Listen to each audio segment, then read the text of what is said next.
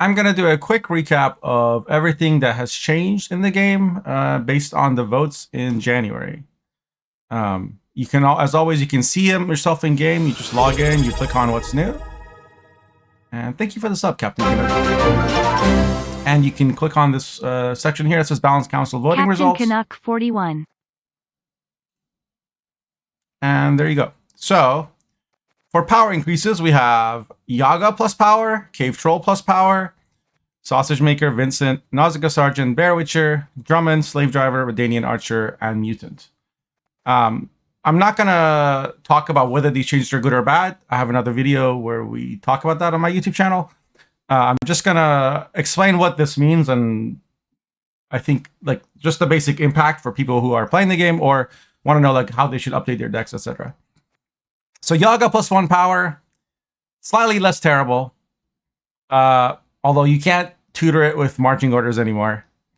And you still don't want to quax Yaga because it's still higher, same provision as Mamuna, and it doesn't get Sabbath if you summon it. So this will have a negligible impact. Yaga is a card that if it plays, it'll play for a lot of points, but even when it does, it goes really tall and can be punished. And of course, against Nilfgaard, it was almost always negative points because they copy it and then they make you sad for having ever played Yaga. Cave Troll, this was a power nerf revert. So basically, people didn't like that the defenders had different powers, like the monster one was worse than everybody else's. And so this goes back up to 1. The implication of this is for Sabbath. When you Sabbath, you get the tallest non-neutral units in your graveyard. So previously, if you had, let's say, 2 Itters and a Defender and a 7-power Bronze, you would get the 7-power Bronze. Now, you have a pretty good chance of getting the Defender back. Sausage Maker, this card got a power buff. It used to never see play, and it still isn't really good. It's less bad. Vandergrift is still way better, and Knights players can infuse it easily. This is a Crown Splitter, so you'd want to play it in like a Crimes deck with Cleaver and Tunnel Drill, etc. And it has Intimidate. But it's still a 6 for 9 with 3 coins and doesn't have a shield. The unique thing about this card is that you can get resilience for it for round 2 and for round 3. So I still don't. So far, I haven't seen anybody put this to good use. There may be a Golden Necker yet with Golden Necker deck with this and Siri, but I tend to always think that resilience spam decks are kind of gimmicky and weak, and you have to draw this. And Syndicate doesn't really have good tutors. Like you can play Mercenary Contract for this, but it would take you lose. You'd have to have 4 coins and a 7 provision card to tutor a 9 provision card that plays for 6 tempo. It's really bad. Vincent, this was a power buff to a card that never saw play. It probably still won't see much play. I don't think it's legendary, so there's no risk of getting this from Temple. So I wouldn't really worry about this one. Nausicaa Sergeant, the ping pong continues. This one down to 3 power, which I thought was balanced, and now it's back to 4 power, so everybody's running it in every single Nilfgaard deck again. If you like this card and you had taken it out of your decks, you can put it back in. I don't think the 1 power is that big a deal, but suddenly I'm seeing lots of Soldiers Erendite decks on the ladder again, so whatever. Bear Witcher, this got +1 power, so now it plays as a 9 for 5, which is pretty good. Better than Griffin. It's tall, but that's also a good thing because you can Megascope it. If you play Care Troll, you could clash it, I guess. And you can tutor this with Quen, which got buffed to 9 provisions. So now you got, for a total of 14 provisions. Sorry, 5 and 9. Yeah, for a total of 14 provisions, you play like an 11 tempo thing. 14 provisions is a little misleading because it's really just, you're paying 1 effective provision for this and 5 for Geralt, right? So it's really like 14 for 6 effective provisions. Basically, you could upgrade 6 cards, or you could have this and Quen, right? It makes Heron Kaduk a little bit better because that's the artifact that the location that Syndicate has, the 8 provision one that gives you your choice of Bear Witchers. And of course, you almost always want to use this with the Redolin. You can also use it with like Blaze of Glory instead of a Raging Bear. Right now, people use Raging Bears as their like 8 for 5. This would replace that because it's bigger, and then like you could Hjalmar it, I guess. So we might see some Golden Necker decks use this, but that doesn't seem to be right now, at least in pro rank. I'm not seeing much of that. Drummond Queen's Guard. This got a power buff, but the Berserk doesn't change, so it means you got to hit it with 2 damage to activate it, but it's a little harder to remove. Since you can play this and then the next turn activate the Berserk, it does help it stick more. But the number of things you have in Skellige that give you, let you do 2 damage to friendly is basically Totem and a couple of bronzes. Most of the time, it's only 1 damage. Bear Witcher Quartermaster works with this if you use both of the charges on this card. And we'll talk about that in a little bit. But this is now playable. I don't know that you run it necessarily in like your top tier decks because there's not really much of a payoff for having like a whole row of these. In general, there's not a lot of swarm payoff in Skellige. The neutral Geralt Axii scales with the number of Witchers, but these aren't Witchers, they're Warriors. And you don't play these, you spawn them. So there's no like synergy with Herald or Ulula or anything like that.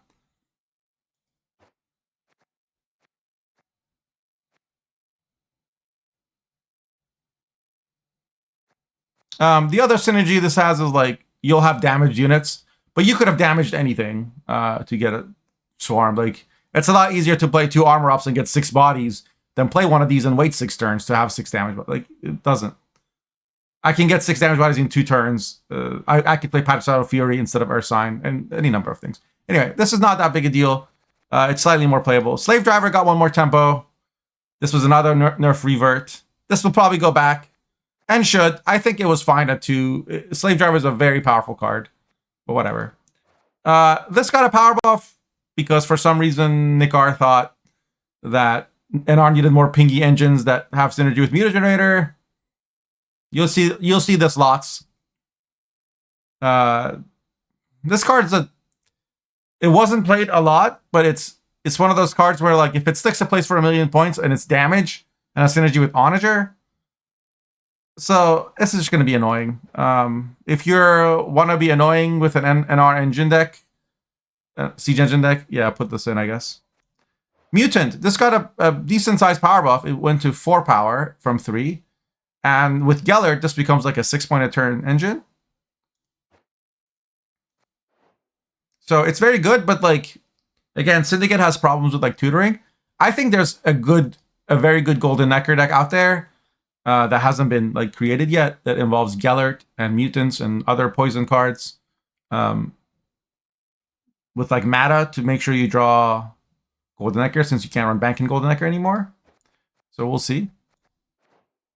This got a power nerf. This was this is only the first form. The second form, as you can see, still has 7. This just means Harmony players are a lot less likely to just play this first turn for carryover because it's easier to answer now. And you'll see a lot less Quacks running in Harmony, I think, which is a very good thing.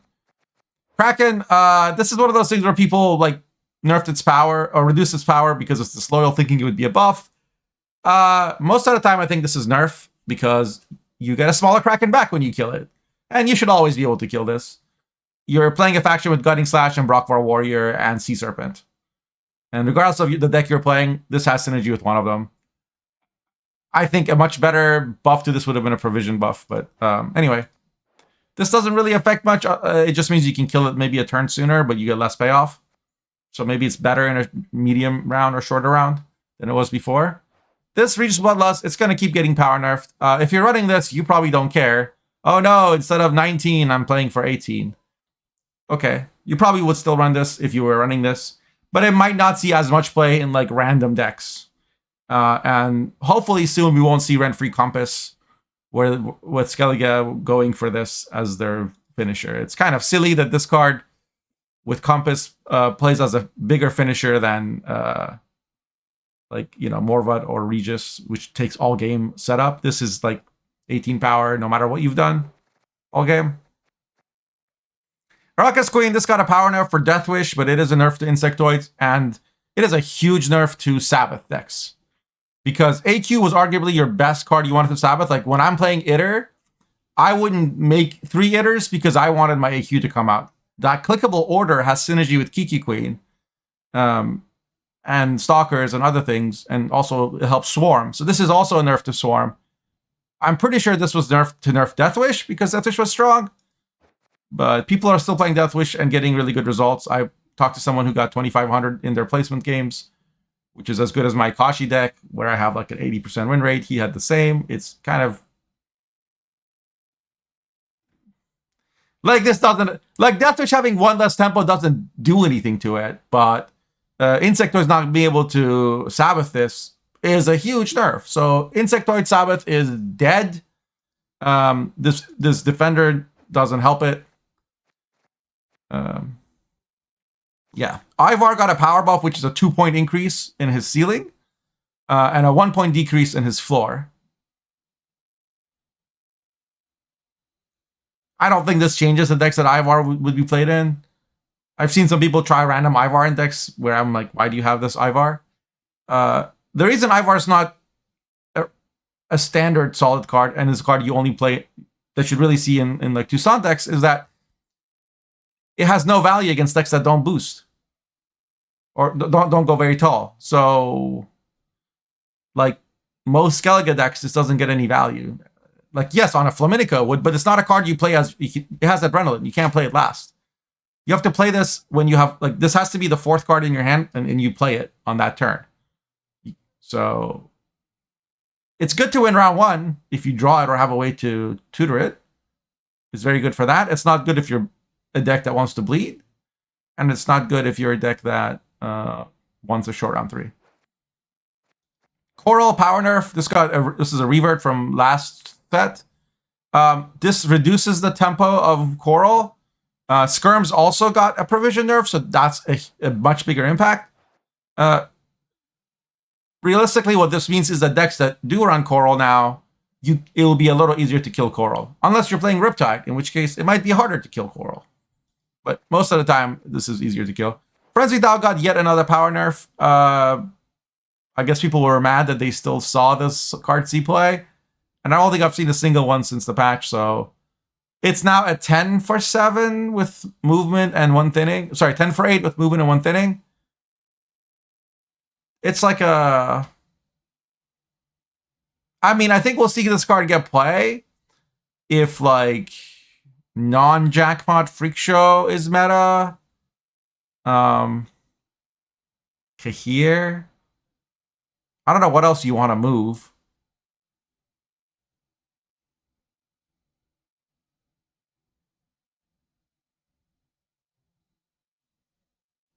I don't know. You still run this in a construct deck, but it's not a card you just put in your deck as a mid-range card.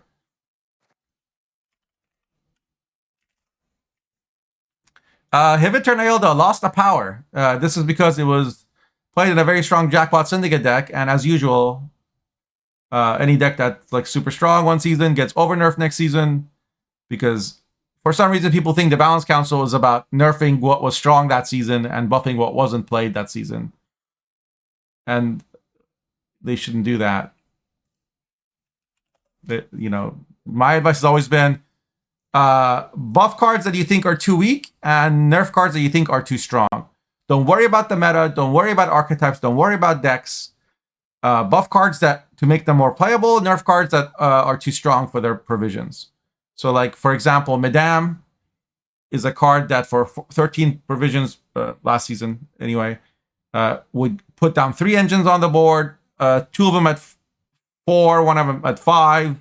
It would give you 4 coins and pull out King of Beggars with a Tribute 8. It also, on Blue Coin, immediately took you to 9 coins and got Flying Redanian out. So it was a massive amount of tempo. Jackpot would play Madame and Saul and pass, and a lot of decks could never even catch it if they didn't have like immediate answers and high tempo point slams to respond with. So this was played in that same deck, and it was playing as a 8 for 6 on first turn, and 2 points or potentially 4 points a turn if it got a killing blow after that, which was very strong. Now it's 5. Now it's playing as a 7 for 6, and then you can rebuke it or kill it with a code of weapons or assassination or whatever. And so it's a lot less threatening. So I think most people have cut this from the Syndicate decks. It's just unfortunate because it's a Tidecall card. Like would have been better if we had nerfed Jackpot instead of just this card, because Jackpot Leader was playing for too many points. But here we are. Anyway, if you're running this in a non-Tidecloak deck, you're probably cutting it, because 6 coins is very hard to hold for line pockets or off the books or Cove. You generally want to be able to spend your coins without turning off this engine. Prince Willem, another Disloyal card that got a power reduction as sort of a people thinking it's a buff. I still haven't seen it in any decks, so whatever. Slightly less bad. A much better way to buff this would have been to make it 5 provisions. Right now, Last Wish might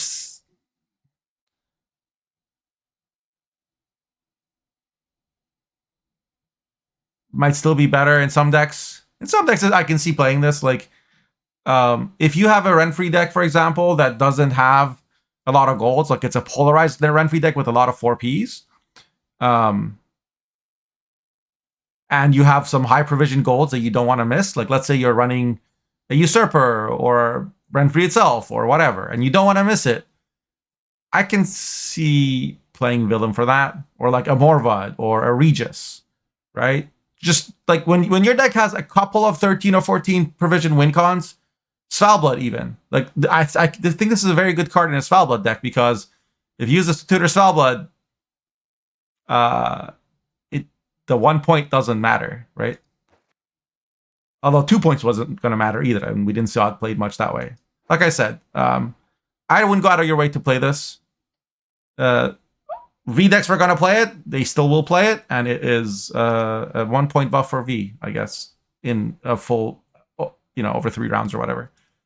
Giant Toad, this lost the power. This is a 2 points nerf for Death Wish. There might be some things you can do now when it's 3 power with like marching orders. I don't know. There might be some Sabbath decks that can run Toad now that weren't running it before. I guess, maybe. But it's a pretty big nerf to Death Wish. This was an 8 for 5 with 2 consumes. Now it's a 6 for 5 with 2 consumes. I think Death Wish still plays this because other consumes are so gosh darn terrible. You would play this, Sirens, and Harpies, maybe in Drago Warriors. And you're still not playing Barghest. But last season, at least in the Russian community, Death Wish was considered the strongest monster deck, even though I got like 2600 with Kashi. And people were playing Fruits at really high MR as well. People felt like Giant Toad was too strong. Death Wish was too strong, so they nerfed Giant Toad. I would have preferred a nerf to Brewis and maybe even Dagon. But here we are. Blood Scent, Vampire Leader, got +1 provision. This is a buff to the leader, and I think what it means is that you can fit more. Like, this leader was always playing for 12 points, which is a lot, and that's before counting synergies. For a 15 provision leader, compare that to like Force of Nature, which was 9 points, or Carapace, which was 9 points and 3 Veils. Like, Force of Nature deserved the buff way more than this, if you think about the leaders themselves. If you're trying to buff an archetype like vampires, I think you're better off buffing vampire cards, because what this does now means it just makes it more easier for a vampire deck to fit in Igni or Heatwave or Rune Mage or other mid-range control cards. So if you're a vampire enjoyer, this buff and combined with the Protofletter provision reduction, which is over here, basically you got 2 provisions, although you weren't running Protofletter before. I tried a few games of Protoflutter and I didn't really feel like it was doing a lot for me. I think in a Golden Necker Necrotome deck, this might be better, but that deck has other problems. Like, how does it win round 1? Or defend the bleed? Like, Relics has really good tempo and Incubus to defend bleeds. And point slam cards like Gank Vampires doesn't have those things. You could run Fiends in Vampires, but it's you're not like, I don't know. I still need to do more exploration with Vampires this season. As you may know, it's my favorite archetype. I think there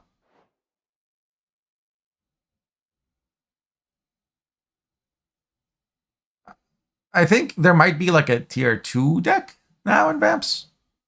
I don't know. The biggest problem with Vamps is they can't answer cards. So, and when you're playing answer cards like Riptide or Toad or whatever, you're not applying bleeds. And when you're not applying bleeds, your Garcanes, Flutters, Regis, Oriana aren't growing. So far in the Balance Council, Unseen Elder's gotten a power buff. Varina's got a provision buff. Protoflutter's got a provision buff. The Leader's gotten an extra provision. Wild Hunt Riders have gotten a provision buff to 4 provisions. So all those things might help Vampires, like Renfree Vamps or something. We'll have to see.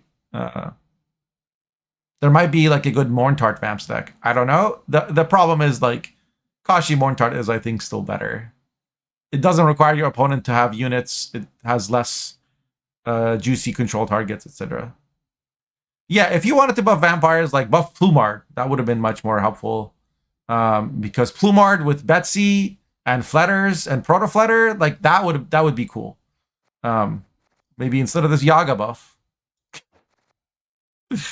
you could have buffed Lesser Witch, and it would have been hugely impactful without being overpowered. It would have been like the first one would have been 6, the second one would have been 12. So together they would play it as a 9 for 4, which is a lot, but that would have been like, you'd see a lot of relics. You're not going to see any relics for this. Inspired Zeal, for reasons beyond my imagination, got a provision buff. A deck that Nick R got to 2650 in less than 75 games. Is now the strongest deck on ladder with the highest win rate. If you're curious about, like, if you can play NR tempo at like a semi-competent level, that's the deck you want to play. You look at the top 500. If you look at the top, I know it's very early season. Look at the top 100. NR has by far the highest win rate, even though it has the lowest play rate. It has. So it's in my spreadsheet. It's got Temple, Muta. So all the cards that we've nerfed 16 times, that's still the deck the NR plays, because Temple prints 40 provisions worth of cards, and Mutagen plays for 30 points of carryover minimum. And doesn't matter how many provisions they cost, people will still play them. As long as they can fit other cards they need to, like Demavand, Ensayas, etc., they will keep playing them. And now they're playing him Devotion with Rat of a Judgment, so even if you bleed them, they have an amazing short round. And they thin everything because Demavand thins everything. They run Curse Scroll and 2-0 tempo cards and still don't really have trouble in round 1, even on blue.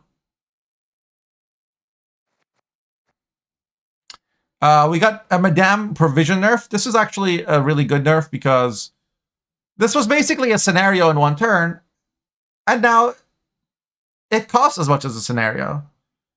So maybe it will, like, it won't be auto-include in every Syndicate deck. Same with Novigrad. Novigrad was playing for like 15 plus points, and it's kind of uninteractive, helps you trigger Vice. This was the same price it was at when Bounce Council first started.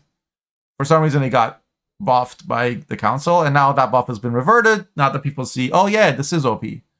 So I hope this will stay here. It's still a very strong card to consider.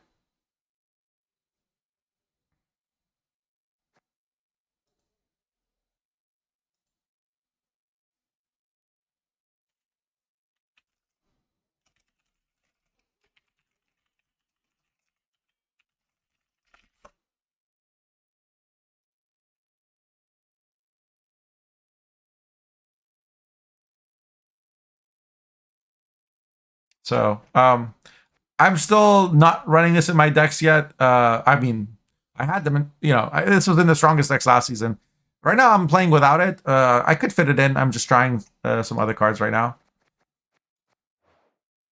Riptide got a provision nerf. Now it's 9 provisions, and that has made it a little harder to fit in some decks. It's still 10 power, so you have the might synergy. And it's still a very strong card because it plays as 12 points. Like, it's good tempo, and it can remove some threats that otherwise monsters have no answer to, like cards like Vanadane or Dana or Tyr or whatever. But of course, opponents can play around it by not having their tallest card be a card that they want you that they care about you removing. I think this was an unnecessary nerf. It's a raid. But here we are. Oh no, we just broke. I think We're broke. Whoa. We broke it. Oh, it's happening. Sorry, we're getting a raid from Mastigos, one of my mods, who is apparently streaming some sort of roguelike. Cool. Well, check him out. All right, Riptide. You're streaming Gwent? Oh, okay, nice. In Death Wish, this was playing for a lot of points. Top players were making sure each row had more than 10 power, which is pretty easy to do in Death Wish. And then this was playing for like 15 to 20 points. And that's a big part of why it got nerfed. Even though most people playing below 2600 have probably never seen that happen. But yeah, it was playing for a lot that way. Candle got nerfed again to 8 provisions. At this point, it's very hard to justify including it unless you're playing Azar. And the biggest sin of Candle was Azar, and now it's being played only with Azar. So, or at least that's the only time I think it's worth playing. Because otherwise, it's just 4 coins now. It's just a flexible spender, and maybe some uninteractive decks want to play it. Or if you have other Heatwave targets. Yeah. Maybe instead of nerfing all these artifacts, we should just make verification be 4 provisions. But then nobody would play artifacts. So this is probably better. Dennis Kramer got yet another power nerf. Oh, sorry. This time we got a provision nerf. Because the power nerf didn't do anything. So now they decided the card should be unplayable. And it is. Congratulations. If you're running this in your deck, you better have like insane payoff for it. Otherwise, it's really not worth it. Flaminica, this got a provision nerf, rightly deserved.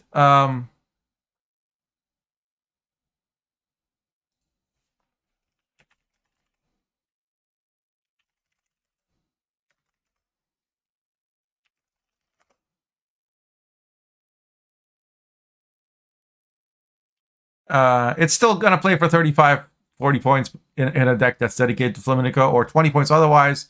You're still running this if you're playing beasts. Honestly, even if you're playing Roach, Knickers, and like 4 other beasts, 4 other unique beasts, right? That's 16 for 8. That's still like way better than Riptide. I don't know why. Anyway. Scares back to 5 provisions, great. If you want to buff this, buff it by 1 power, maybe. I can see that being reasonable, but I've never been a fan of tempo on discard. I think it's a silly concept. Like, to me, utility cards should not also have like a ton of tempo. Whether that utility is removal or thinning or purify or whatever. Like, there's a reason Peller is 4 for 4 and gets lots of play.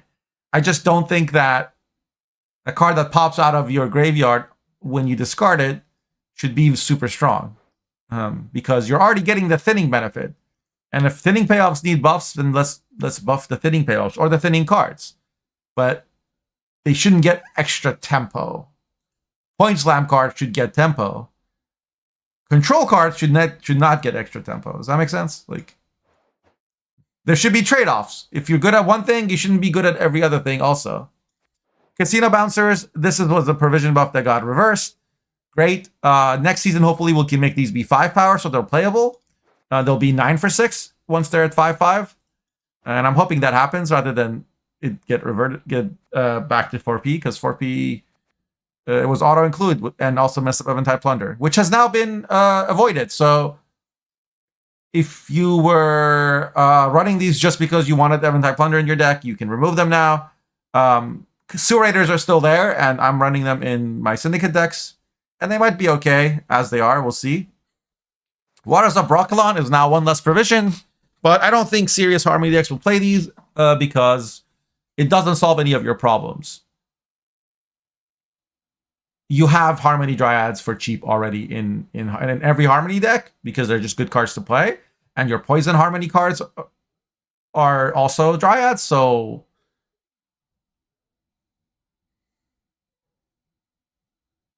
yeah. This is probably just a buff to Filavandrel, to be honest. Although it's kind of hard to get her from 5 to 10, you know, because Harvest buffs her by 2.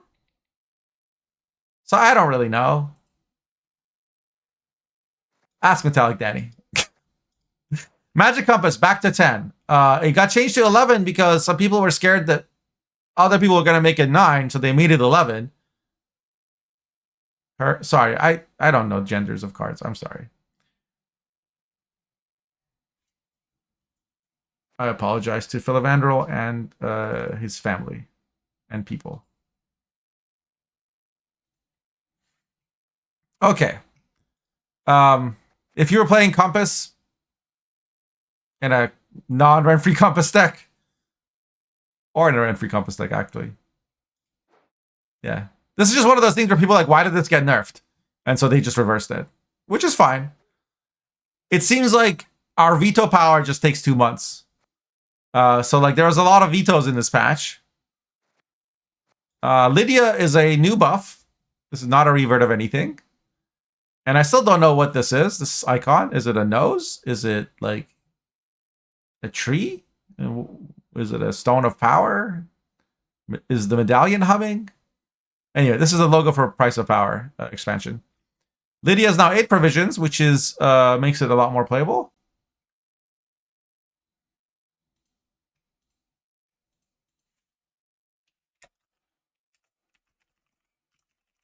And I'm being informed right now that there are pancakes available. So this video should be wrapping up soon.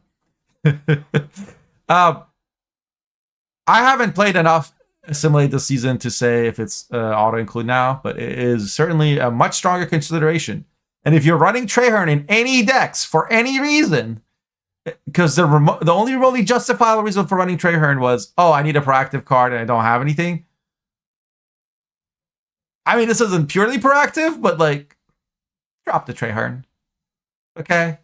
And maybe your wife won't feel like she's spending time with a mass murderer. Stop playing Traherne.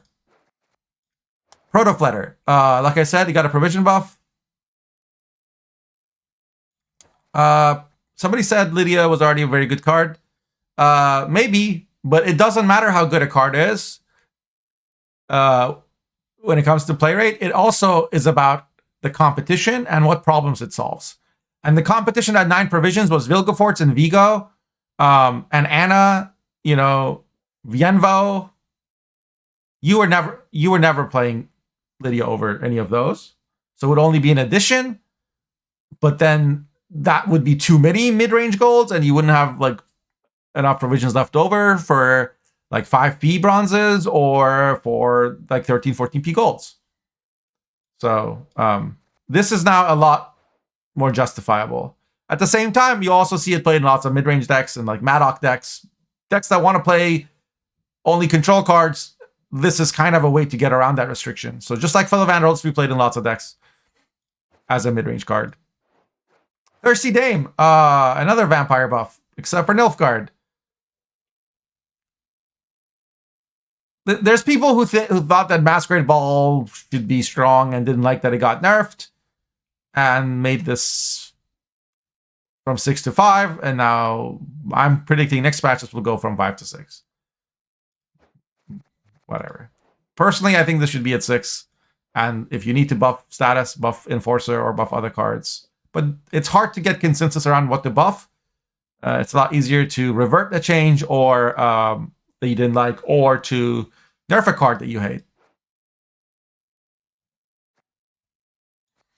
Sorcerer of Lobathana. This is now 5 provisions. It's still a very high rolling card because unless you have a ability to buff it, it's 4 damage is easy to answer, but in some decks, it might be one too many things that people have to answer.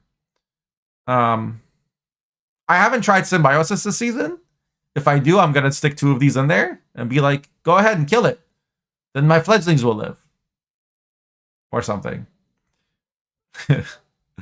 But of course, this is also a very good copy card for Nilfgaard versus a deck where they don't have a lot of other good copy targets. So, Wildhound Rider. This is pretty much auto-included in every monster deck now, I think. 8 for 4. Yes, the condition is difficult to get, especially if you like playing something like a Thrive deck that doesn't open with a Tall Boy or vampires. Although if you have a Flutter, you'll eventually get some height. But it's there now, so you can get some extra free thinning and good tempo. And of course, for Frost, this is a 2 provision buff, which means that the deck now literally builds itself. There are no decisions to make. You just include everything you want. Doesn't really affect the Alberon play because it's still 4 power. Mahaka Volunteers, same thing. The condition for this one is controlling a dwarf. So if you have a dwarf in your deck, which most of the mid-range Precision Strike or Shiru decks have, of course, all the Mahaka Forge decks have dwarves. If you play a Chariot in Harmony, you could play this, although I don't think you would, because usually Harmony plays Saskia. But yeah, no, this is free thinning. I might try this in my movement deck. I think if I can figure out a dwarf other than Defender to include, I'll probably just play Chariot and then play Mahakam Volunteers. Like 2 Chariots, 2 Volunteers might be the way. I don't know. Maybe just a Berserker. Maybe a Pyrotech. Something like that. Hunting Pack. This condition is very easy to meet because having an opponent's unit have a status is very easy. A lot of units come with a status. A lot of people play Crystal Skull. A lot of units, and plus Nilfgaard has a million different statuses they can give between spying, infusions, lock, bleed. You know, it's easy. And then finally we have Verwitcher Quartermaster, which is now a 4 provision card. Same power. As you know, I would have preferred this to be 5 power, 5 provisions. I'm just tired of everything being 4P. I think we have way too many 4Ps and not enough 5Ps. And I think making cards free is silly and dangerous and should be stopped. But what are the implications of this? Probably if your deck can, like, if this doesn't cost you anything in terms of, oh, I have to cut a better 4P, like a Brockvar Warrior, you run this. It's like cheap free points. If Pirates were meta, you might not because this damages your own units or something. But in general, like, I put 2 in my Mentors deck, in my SK Mentors deck. And it has a lot of synergy with like cards that want a Storm of Witchers, with Trial of the Grasses, with things that want to be damaged, like Drummond Queen's Guards or Bear Witcher Mentors. So this was already a good card, and it's just better now. So if you were thinking about playing this in a deck, now you should. All right, and this has been my recap of the February, the changes that were based on votes in January for the February season. If you have any questions or if you have any interesting decks that you've been able to build because of these changes, leave a comment. Thank you.